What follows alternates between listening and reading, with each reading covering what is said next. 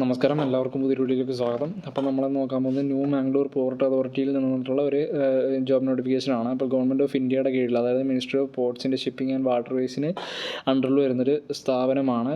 അപ്പോൾ ഇതിൻ്റെ നോട്ടിഫിക്കേഷൻ വന്നത് 15/11/2024 മുതൽ 28/11/2024 വരെയുള്ള ഗ്യാപ്പിലാണ് നമുക്ക് ഇതിലേക്ക് അപേക്ഷിക്കാവുന്നത്. ഓൺലൈനായിട്ടാണ് അപേക്ഷ സമർപ്പിക്കേണ്ടത്. ഇതിൻ്റെ അപേക്ഷിക്കുന്നതിൻ്റെ ലിങ്ക് ചൂടെ കൊടുത്തേക്കാം. അപ്പോൾ ഇതിൻ്റെ അസിസ്റ്റൻറ്റ് സിവിലിൻ്റെ പോസ്റ്റിന് ഒരു ഫീസ് പേയ്മെൻറ്റും കാര്യങ്ങളൊക്കെ വരുന്നുണ്ട്. അപ്പം നിരവധി പോസ്റ്റിലേക്കുള്ള ജോബ് നോട്ടിഫിക്കേഷൻ വന്നിട്ടുണ്ട്. അപ്പം പ്രത്യേകം ശ്രദ്ധിക്കേണ്ട ഒരു കാര്യം, വീഡിയോ കാണുന്നതിന് മുമ്പ് തന്നെ മിക്കവാറും പോസ്റ്റുകൾക്കെല്ലാം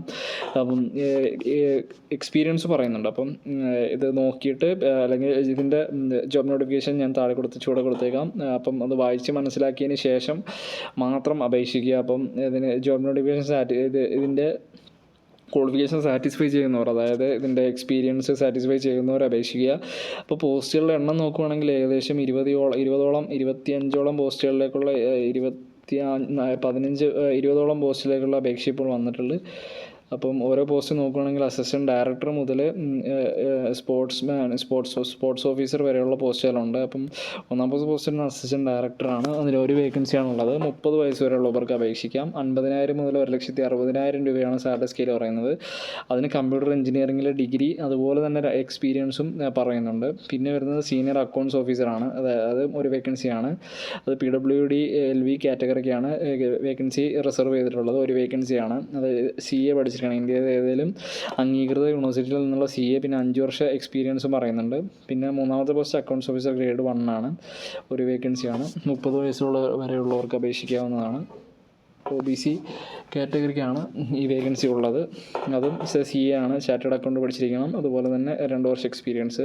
പിന്നെ ലോ ഓഫീസർ ഗ്രേഡ് 1, അത് 50,000 മുതൽ 1,60,000 രൂപയാണ് സാലറി. ഓരോ വേക്കൻസിയാണ്. 30 വയസ്സ് വരെയുള്ള അപേക്ഷിക്കാം. ജനറൽ കാറ്റഗറിക്ക് റിസർവ്ഡ് ആണ് ഈ സീറ്റും. ഡിഗ്രി ലോ കോളേജിൽ നിന്നുള്ള LLB ബിരുദമാണ് വേണ്ടത്. അതിനും 2 വർഷം എക്സ്പീരിയൻസ് പറയുന്നുണ്ട്.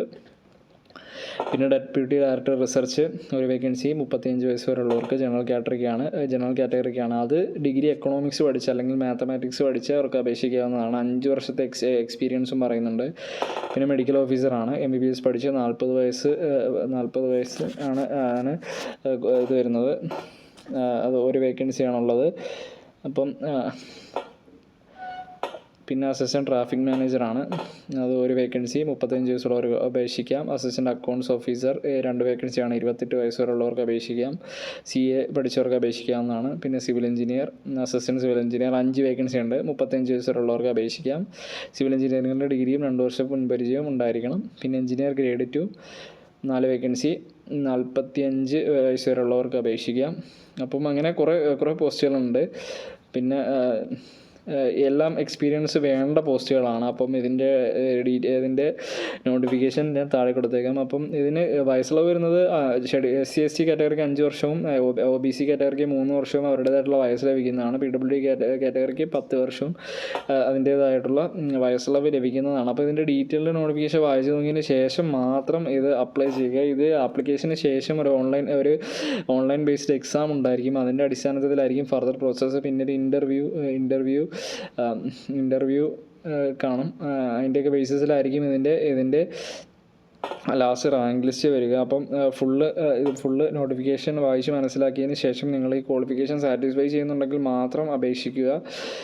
പിന്നെ ട്രാവലിംഗ് അലവൻസ് SC/ST കാൻഡിഡേറ്റ്സിന്